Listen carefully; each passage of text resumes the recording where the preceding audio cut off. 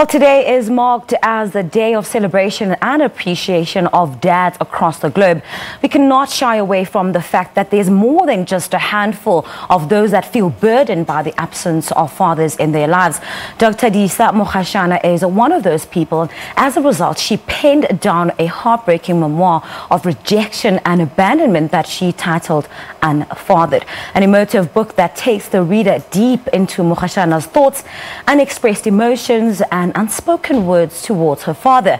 Now, in pursuit of healing and forgiveness, she thought this was the best form of therapy.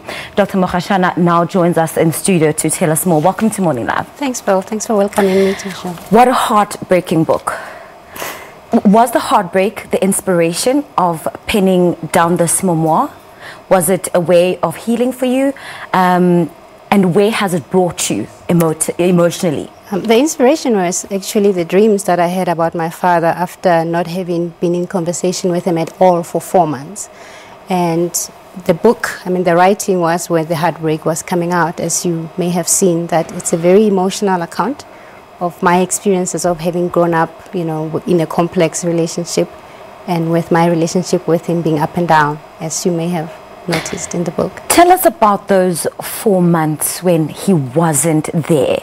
And I know you put it down here in the book, but just for the benefit of our readers, what was that time like? The doubt, the feeling unloved, the feeling uncared for, and just the sheer feelings of abandonment. Yeah, I felt very rejected, very unwanted. Especially because during that 4 months, I sent him messages. I reached out to him, and he didn't respond to my messages. And at first, it was difficult. But with time, I got used to it, and I was okay with it. And only to realize that subconsciously, through dreams, it was still bothering me. And yeah, but you do feel rejected. You do feel like you're unloved. It brings up all the other emotions that you've experienced before. So it was a very challenging period. Now, in the book, you speak about your grandfather, Papaile. Yes. Yes, he was that father figure, that male figure, should I say, in your life.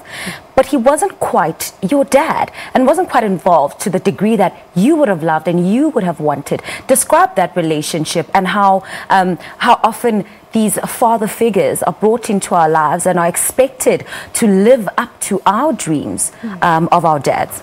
Actually, Papaile, he died much earlier in my life when I was 3 years old. So he never really played the role of a father, because a 3-year-old, that's when you really just realizing that you are a separate person from your mother.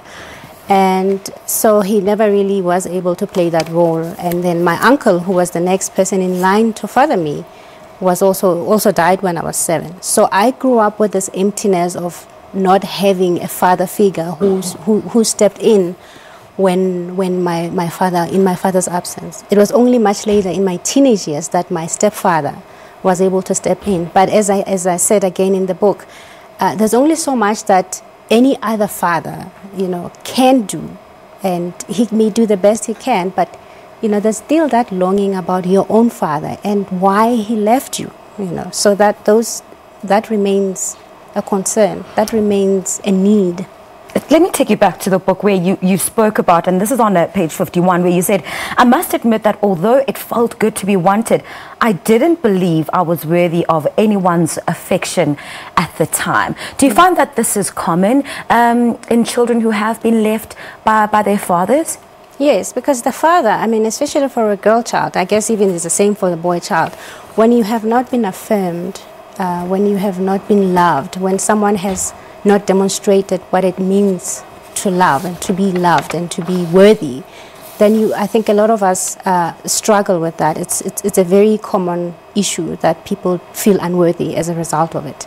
And what has that bittersweet relationship between yourself and your dad taught you about yourself as a child and yourself as an adult? Well, I guess I've had to work a lot with my relationship with my dad. We've worked on it for many years. But as a child, obviously it meant that, you realize that you may not belong. You question your own existence. do I belong as a child. But as an adult, I've come to appreciate my experiences, because it is through being who I am that I'm able to tell a story, that I'm able to bring about a moment of reflection on stories like this. Had my life been perfect, had my dad always been there from the beginning, I may not have lived to tell the story of the unfathered child. But do you think that some of your experiences as a child and some of the feelings of rejection and being unloved, do you feel that you may have carried that on into your adult life and into your relationships with other men? Yes, you do. I mean, you do carry some of it, but I think when you are aware of it and you are quite deliberate about working on it, then it makes a big difference.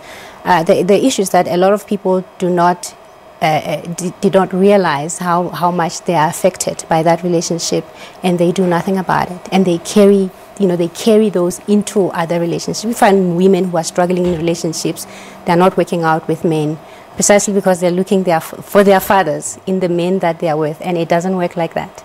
Dr. Disa, very quickly, what do you have to say to every young person out there who's living within a broken family, who does not have their father present, who longs for a relationship with their dad? I think the first thing for them to do is to accept the situation and to love their fathers, whether they are present or absent. But for them to begin to heal, they need to first start to love the situation. I mean, I know it doesn't make sense, but love is the first place to start when you want to start healing.